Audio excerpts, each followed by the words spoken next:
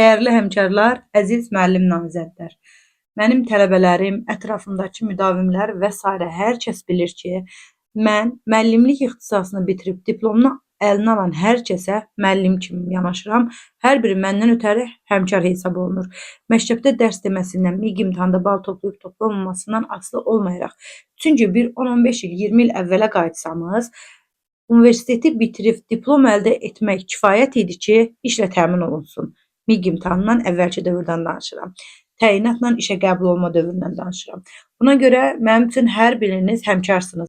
Videonun da adından gördüyünüz kimi bu videonun həmişəki kimi dəqiqəsini çox tutmağa çalışmayacağım ki, sizin üçün rahat şəkildə izləyə biləcəyiniz və sizi yormadan suallarınıza cavab tapa biləcəyiniz bir bölüm olsun.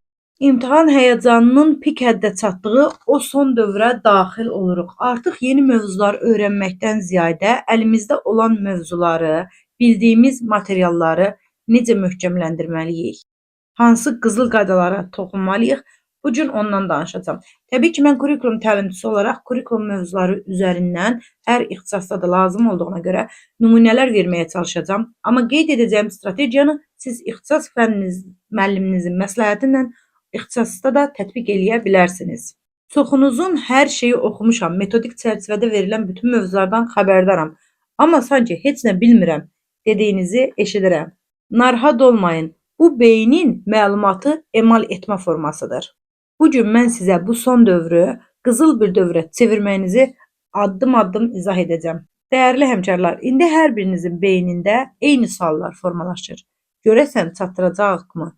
Filan kəs bir dəfə bitirib təkrardadır və yaxud da 2 dəfə bitirib artıq təkrardadır deyə düşünür.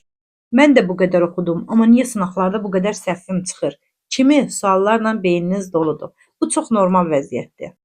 Bilirsiniz, bu dövrün ən böyük problemi çox oxumaq deyil, yanlış müqayisədir. Özünüzü başqalarıyla müqayisə etmək sizi mənzil başına çatdırmayacaq. Əksinə, yolun yarısında yoracaq. Çoxunuz mənə yazırsınız ki, müəllim, kitabı əlimə alanda görürəm ki, hər şeyi bilirəm, oxumuşam, testləri işləmək istəyəndə isə sanki beynim sıfırlanır. Buna illüziv beyin sindromu deyilir. Yəni biz göz yaddaşı ilə mövzunu bilirik, mövzunu xatırlayırıq, bilirik, amma testi tətbiq etməyə keçəndə çətinlik çəkirik. Xüsusilə kurikulum kimi situativ sualların bol olduğu bir imtahanda bu müdavimlərin ən böyük qorxusudur. Birinci problem, hər şeyi oxumalıyam düşüncəsi. Xeyr, son bir ayda hər şeyi oxumaq lazım deyil, imtahanda sizə kömək olacaq strateji nöqtələri bilmək lazımdır. İkinci problem, qarma-qarışıq informasiya yükü. Beyniniz indi bir kitabxana kimidir, amma bu kitabxanada bütün kitablar döşəmənin üzərinə tökülübdür, rəflərə sərgəli şəkildə yığılmayıbdır. İndi son bir ayda siz o kitabları rəflərə elə sərgəli formada yığmalısınız ki, lazım olan anda hansı kitab lazımdırsa sərgəli şəkildə götürüb istifadə edə biləsiniz. Unutmayın ki, illərdir bunu da görürük ki, imtahanda çox oxuyanlar qazanmır. Soyuqqanlılığını qoruyub, məlumatı düzgün şəkildə idarə edə bilənlər qazanır. Əgər siz də oxuduqca unuduram deyənlərdənsinizsə, bu videonun sonuna yaxın deyəcəyim qızıl qaydalar məsələ sizin üçündür. Gəlin vaxt itirmədən o rəfləri düzəltməyə başlayaq. Amma buna keçməmişdən əvvəl bir anlıq dayanın və düşünün. Sizin kitabxananızdakı ən dağınıq rəf hansıdır? Kurikulum yoxsa ixtisas? Podkastların daimi izləyiciləri bilir ki, mən mövzudan asılı olaraq, ümumiyyətlə şəxsi həyatımda belə yanaşmam izləyiciləri, insanları 3 kateqoriyaya ayırmaqdır. Dəyərli, zəhərli və qəhərli.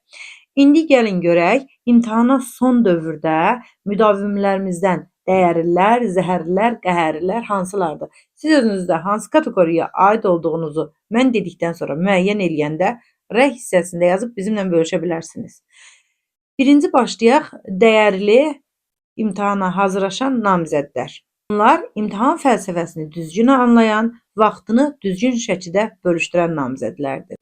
Bu qrup səhvini sınaqlarda işlədiyi səhvlərə bir sınaq kimi baxırlar və o səhvlərdən öyrənirlər. O səhvin sayına görə pis olmayıb, səhvi hansı mövzularda eləyiblər? Açıb o mövzuya, o konspektə, o video izaha baxanlardır.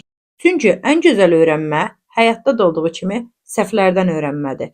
Çünki bir səhvi öyrəndiyin zaman daha sonra imtahanda qarşılaşanda onu hər kəsdən əvvəl sən işləyəcəksən. Bunu da unutma. Dəyərli namizədlər, dəyərli imtahan namizədləri daha doğrusu, onlar səhvlərinə hər bir işlədikləri testdə imtahanda bu testlə qarşılaşa bilərəm kimi yanaşmada olanlardır. Onlara kiçik bir mesajım var. Əziz, dəyərli namizədlər, siz artıq bir peşəkarsınız. Son bir ay, son dövr sizin üçün mövzuların təkrarlanması deyil, biliklərinizin cilalanması dövrüdür. Siz o kitabxanadakı rəfləri ən səliqəli formada düzənlərsiniz. Digər ikinci qrup isə zəhərli namizədlərdir. Bu qrupa aid olanlar həm özünü, həm də ətrafını neqativlə zəhərləyir. Onlar daim imtahan çətin olacaq, onsuz da kəsiləcəyik, suallar sızdırılıb kimi şayələrlə həm öz fokuslarını itirirlər, həm də ətrafı zəhərləyirlər. Onlar təkrar etmək əvəzinə qrup çatlarında fikirlərini bölüşməklə, hər kəsi stresə salmaqla keçirirlər. Bir sınaqda da səhvləri çox çıxan kimi bütün günahı sistemdə axtarırlar. Onlara da kiçik bir mesajım var. Əziz namizədlər, zəhərli düşüncə ən birinci sizin özünüzə ziyandır. Sizin düşməninizdir. İndi şikayət etmək vaxtı deyil. İndi o zəhəri motivasiyaya keçirə bilmək vaxtıdır. Ətrafınızdakıları aşağı çəkməklə özünüzü yuxarı qaldıra bilməyəcəksiniz. Bəs qəhərli namizədlər hansılardır?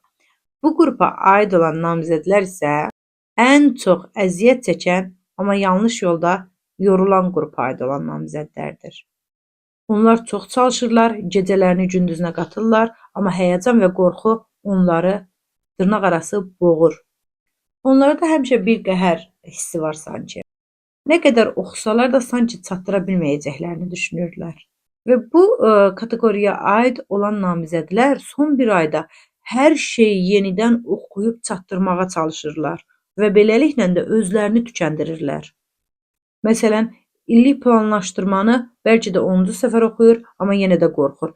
Çünki mövzuya, sistemə, imtahana emosional olaraq yanaşır. Qəhərli namizədlərim, sizə də kiçik bir mesajım var. Sizin əziyyətiniz göz qabağındadır, amma bu qədər özünüzə yüklənməyin. Sizə lazım olan daha çox oxumaq deyil, oxuduqlarınıza inanmaqdır. Gözünüzdəki o yaşları uğur sevincinə çevirmək üçün indi soyuqqanlı olmağınız lazımdır. Videonun əvvəlində qeyd etdiyim kimi, mən kurikulum təlimçisi olduğum üçün kurikulumla bağlı son dövrdə nələrə daha çox diqqət yetirməlisiniz, biraz üstörtülü şəkildə bunlara toxunmağa çalışacağam. Çünki, əziz namizədlər, illərin təcrübəsi artıq göstərir ki, imtahana hansı tipdə suallar düşür. Mənim sizə kurikulumdan, metodikadan deyəcəklərimi ixtisasda da strategiyanı tətbiq edə bilərsiniz. Hər kəsin qorxulu yuxusu olan, əslində çox asan olan taksonomiya mövzusu. Müəllimlər, baxın, imtahanda gözləməyin ki, sizə sual verilib, taksonomiyanın hansı mərhələsində olduğu soruşulsun. İmtahanda taksonomiya, təfəkkür və bilik mövzuları bir sualın içərisində sizin qarşınıza çıxa bilər. Çıxır da və bir situasiyanın içində siz bunun hər birinin növünü müəyyən etməlisiniz. Və mötərizədə biraz pıçıltıdan deyim, hər kəsi eşitməsin, kiçik bir dipnot kimi keçim ki, daha çox taksonomiyanın yuxarı təfəkkür səviyyələrində diqqətli olun. Qiymətləndirmə bölməsinə baxaq.